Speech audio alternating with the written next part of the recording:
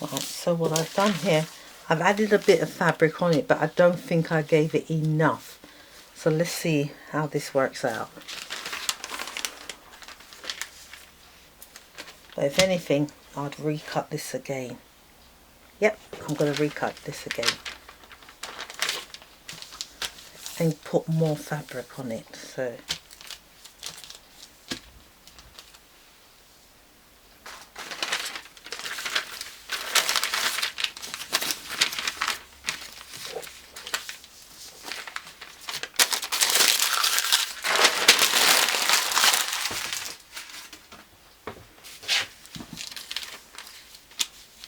Let's put it on the dots.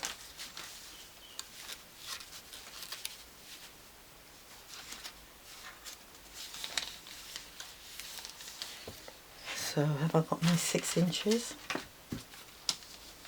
Yeah, I've got my 6 inches.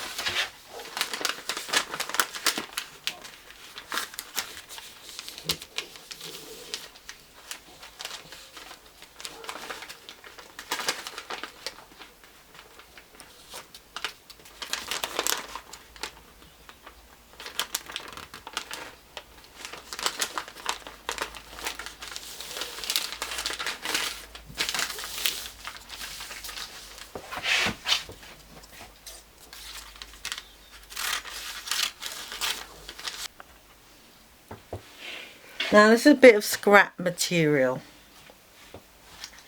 So I've put my pattern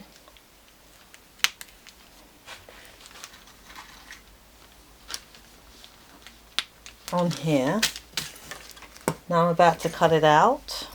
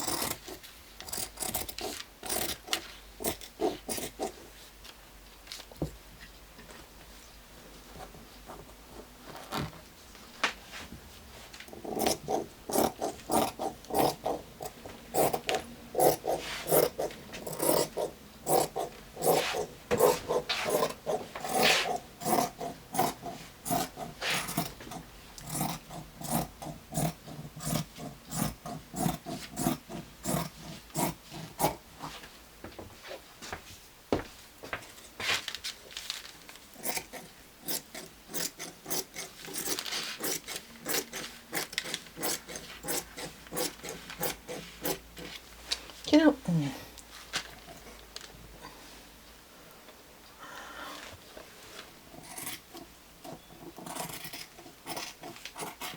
I've turned this fabric around so many times.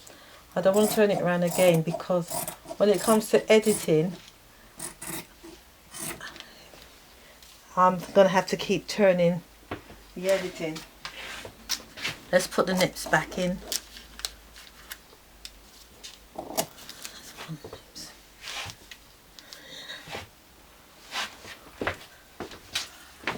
There's the centre.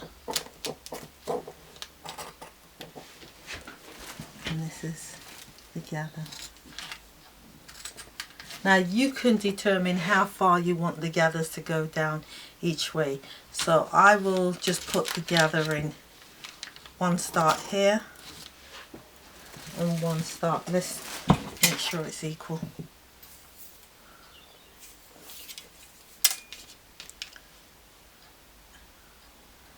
Eight and a half almost, 7.5 I meant, 7.5. So this one goes 7.5 there. Right.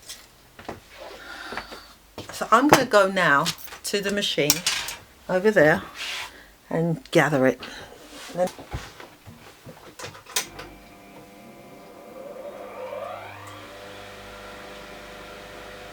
Now I'm making sure that the stitch that I'm using is on a large stitch, which is number 5, because because I've got a gathering foot, but for the sake of those who haven't got a gathering foot, we'll do it the old-fashioned way.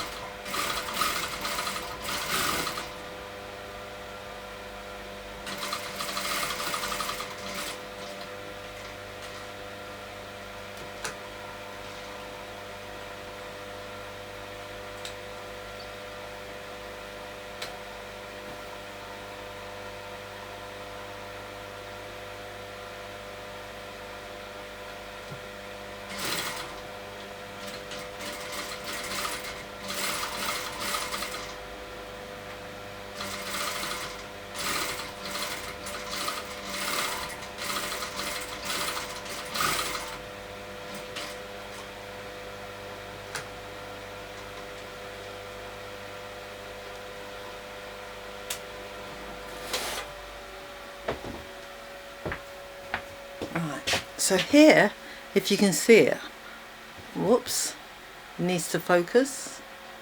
Okay, let's get it to focus. Right, so here I've done 2 rows of stitching, and what we'll do is on the back where coming from the bobbin, we'll grab hold of that, and this was done on number 5.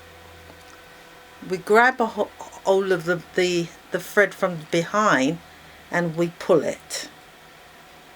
For those who are at college, but even if you're at college, you should have a gathering stitch anyway. But to tell you a gathering stitch foot. But to tell you the truth, when you do it this way, it's actually a better quality.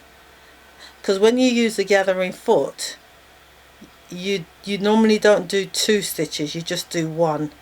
But when you do 2 of this, when you sew it, you sew in between both these stitches, and it comes out looking much better and neater, to tell you the truth. Can you see it? I know. Can you see it? Yeah.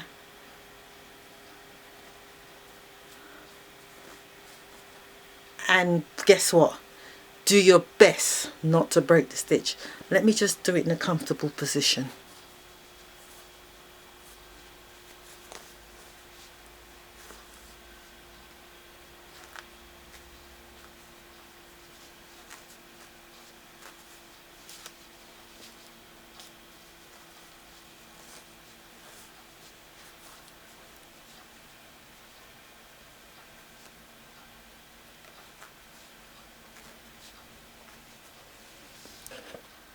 Doesn't that look good? Yeah, so this to me is better than using the foot. Here's your sleeve. Can't believe I used the damaged section, well, the fabric's damaged.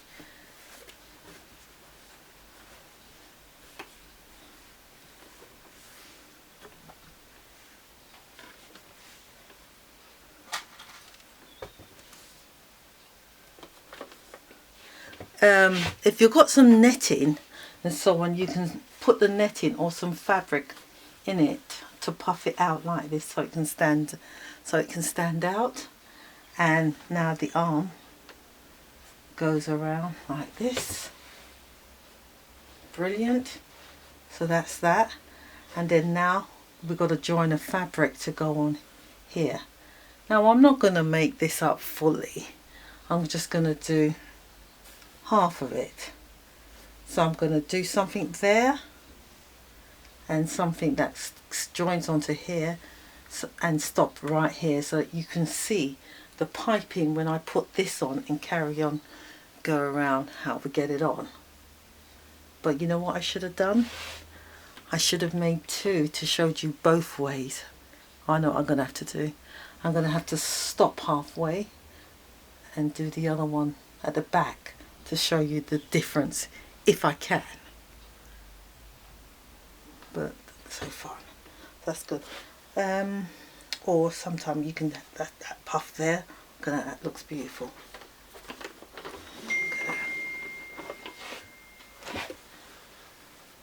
You see the puffness? Yeah, I can. See, I don't have any netting or something soft to act like that, so it stays up. Not shoulder pads, but something that keeps it permanently up, but at the same time it doesn't itches you. Right, so let's make something for the front. The fabric.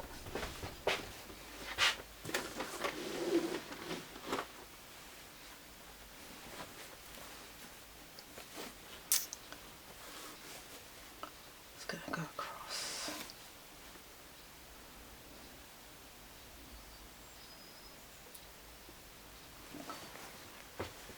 I didn't want to cut in more paper, but I'm going to have to.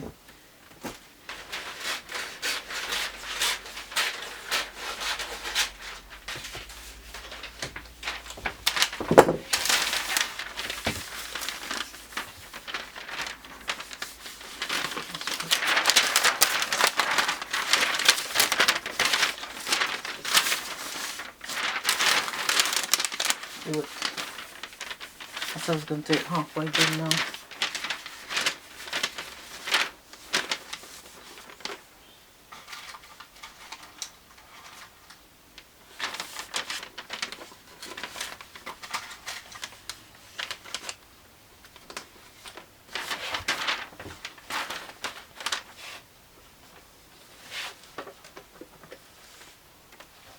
It's best to use a fabric to do this bit here,